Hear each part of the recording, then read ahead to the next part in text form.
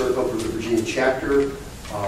We're here today to announce a alliance effort called Not on Our Fault Line. And we've got some lovely graphics relative to that issue. To announce our opposition to the North Anna 3 nuclear reactor and call on Dominion Virginia Power to withdraw the application and cancel that project.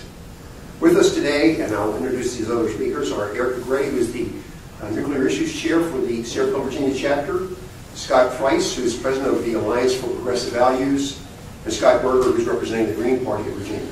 Also with us and signatory to the letter is Ernie Reed with Bob Virginia. Thank you, Ernie. Okay. All right. The Sierra Club and the other organizations that have signed on to this letter believe that North Anna 3 is too costly and too risky. Too costly and too risky. Too costly because this project is going to cost more than $10 billion. A Dominion lobbyist himself indicated that the project would be north of $10 billion. That's billion with a B. Not only that, one of the few projects underway right now, the Vogel plant in Georgia, has just announced that they might expect as much as a $4 billion cost overrun associated with delays in that project. So this project is too costly.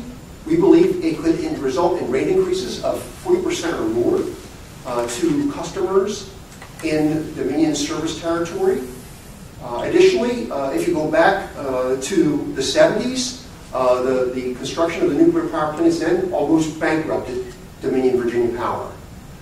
This project, again, is too costly.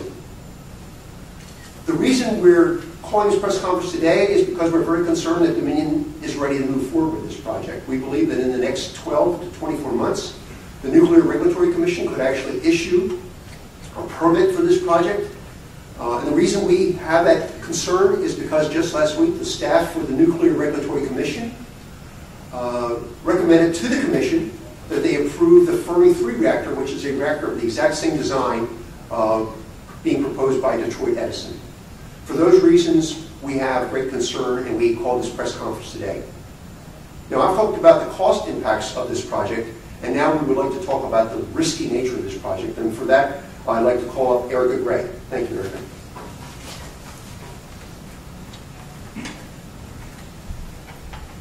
Thank you. Good morning. A new nuclear reactor in North Anna is way too risky. The reactor would be built on an existing fault line just 11 miles from the epicenter of our 2011 earthquake. The earthquake exceeded the design basis for ground motion. It's a new reactor that has never been built or run commercially. When things go seriously wrong in a nuclear disaster such as Fukushima or Chernobyl, there's human and economic disaster and a huge environmental toll. More than 21,000 people live within 10 miles of North Anna, and 1.6 million live within 50 miles, including the cities of Richmond, Charlottesville, and Fredericksburg. We cannot imagine the cost of human suffering and economic loss if we had to evacuate all of these people for months or permanently. Also, in August of 2011, on our earthquake, it was a rude awakening for us. 25 of 27 of the casks weighing in excess of 100 tons moved, some up to 4.5 inches, that hold highly radioactive waste. The Nuclear Regulatory Commission may say there was no permanent damage, but the numerous leaks and even broken fuel rods here recently that were discovered might have been from the earthquake. Geologists are still studying the 2011 earthquake and the prospects that we could see possibly stronger earthquakes in the future. We are concerned about this, and we really think that the Dominion should cancel this project. It's way too dangerous. The unfolding events that are happening right now in Fukushima really show and highlight the extreme danger of an extreme accident. Thank you. Let me just point out that this project has a rather sordid seismic history going back to actually the late 1969 when contractors discovered faults on the site with Dominion, and Dominion covered it up. Dominion was actually fined and found to have misled the regulatory safety agency there, which was the Atomic Safety and Licensing Board at the time. And the only reason that the case was not prosecuted criminally was, according to the prosecutor, because the Nuclear Regulatory Commission at the time had colluded with Dominion to hide this information from the public. That's what we call a sordid seismic history. With that, I would like to introduce Scott Price, who's president of Alliance for Progressive Values, one of the signatories to the letter. Thank you, Glenn.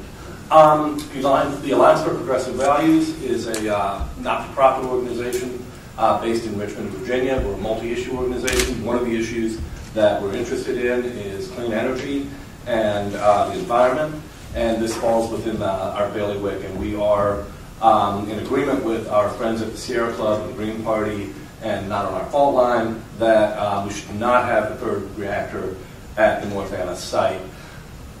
As it is, we have 2 aging reactors at North Anna on an active fault line, and it is the height of folly to consider putting a third reactor where these 2 already exist. What I want to say here very clearly is we're in a transition period where it comes to energy. We are moving away from 19th century energy concepts like oil and coal, and we need to begin moving away from late 20th century energy concepts like nuclear. We believe our future lies in clean and renewable alternatives such as solar and wind, and we need to abandon, while we still have the opportunity, the mistakes we've already made and not compound them with more mistakes. Nuclear energy is not safe, it's not clean, and it's not renewable. And we are in opposition to the idea of putting a third reactor at North Anna. Thank you. Let me just add that in this particular instance, there are people who are of differing opinions with regard to the nuclear power. But regardless of whether you support nuclear power or think it's unsafe and shouldn't be built, you wouldn't really see any reason to build a new nuclear reactor on the fault line. That just doesn't make sense. This letter has gone out to the governor and also to Tom Farrell, with the CEO of Dominion Resources, and also to Robert Blue, the president of Dominion Virginia Power. It's also going out to all of our state legislators today. They're going to get a copy of it. And I think it's really important to recognize that our public officials need to recognize this is a serious problem that they need to address. And I would like to introduce Scott Berger, who is with the Green Party, which has consistently opposed nuclear power, to offer a few words. Thank you so much. Thank you, Glenn, and thank you for Not on Our Fault Line. Yes, I'm here representing the Green Party of Virginia, and I just want to note that in the National Green Party platform, there are statements under Part 3, Ecological Sustainability, to the effect that nuclear issues, Part C, the Green Party recognized that there is no such thing as nuclear waste disposal. All 6 of the low-level nuclear waste dumps in the United States have leaked. There are no technological quick fixes that can effectively isolate nuclear waste from the biosphere for the duration of its hazardous life. Therefore, it is essential that generation of additional nuclear waste be stopped. 2, the Green Party calls for early retirement of nuclear power reactors as soon as possible, in no more than 5 years, and for a phase-out of other technologies that use or produce nuclear waste. These technologies include non-commercial nuclear reactors, reprocessing facilities, nuclear waste incinerators, food aerators, and all the commercial and military uses of depleted uranium. Number 6, I'm skipping through these. We call for independent public access radiation monitoring at all nuclear facilities. Number 7, we support applicable environmental impact statements, EIS, and National Environmental Policy Act NEPA analysis with citizen participation at all nuclear sites. Number 8, we support an immediate and intensive campaign to educate the public about nuclear problems, including disposal, cleanup, and long-term dangers. 10, we oppose public subsidies for nuclear power, including Price-Anderson insurance caps and stranded cost recovery bailouts. We oppose federal loan guarantees to enable the construction of a new generation of nuclear reactors. And that's straight from the Green Party platform, which is available on the website. I wonder what's on the Democratic and Republican Party websites. I just wanted to go through some other things real quick. We did commiserate with Japan in 2011 after Fukushima. The Fukushima power plant catastrophe should deflate the myth that nuclear power is a safe, clean alternative to fossil fuels. Greens noted further that insurance companies have acknowledged the dangers posed by nuclear power plants, including vulnerability to natural disaster and sabotage. And they have been exempted from insuring such plants under the Price-Anderson Nuclear Industries Indemnity Act.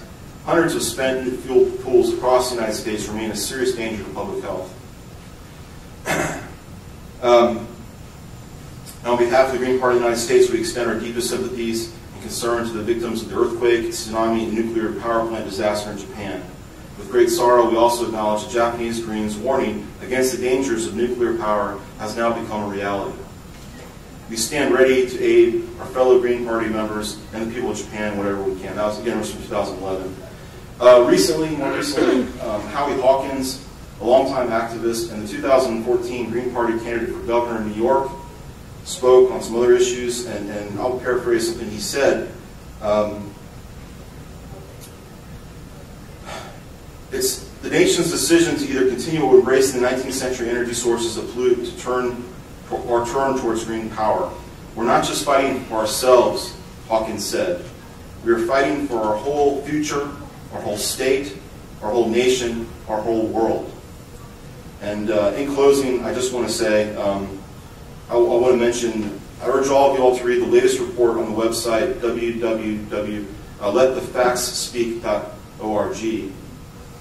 The report summarizes in less than 200 pages over 6 decades of accidents in the nuclear industry.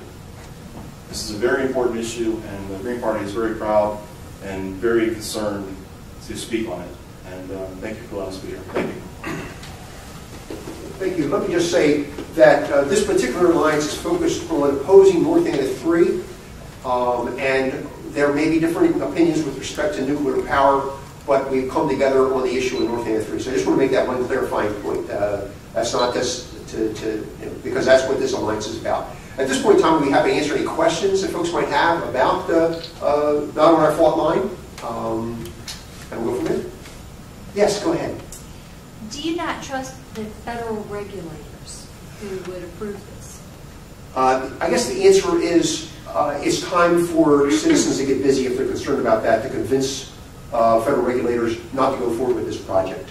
I think people have reason to be concerned about the Nuclear Regulatory Commission being a captive regulatory agency. This is not something new. People were lied to by the nuclear regulators back in the 70s when this issue of the fault line was first discovered. And I use that word purposefully. They were lied to. There was a finding that, in fact, they had colluded with Dominion Virginia Power to not disclose the fault lines that they had discovered. Now we know the fault lines are there. At the time, they went forward because they determined, I'll put it this way, they made a decision that fault lines were not active. Now we know better. As of 2011, we know those fault lines are not inactive, and for that reason, we think it's rather foolhardy to go forward with the North Anna 3 reactor. Yes? And so as far as if this moves forward, what agencies specifically would be involved? Specifically, the Nuclear Regulatory Commission would be charged with the issue of determining the safety of this project and whether it would go forward with a license. Additionally, the State Corporation Commission would make a decision relative to the cost effectiveness of this project and its impact on Dominion ratepayers. So those would be two of the primary agencies involved with this. The Nuclear Regulatory Commission on the issue of whether the nuclear power plant should go forward out of safety concerns, and the State Corporation Commission on the issue of cost. Got it. Thank you.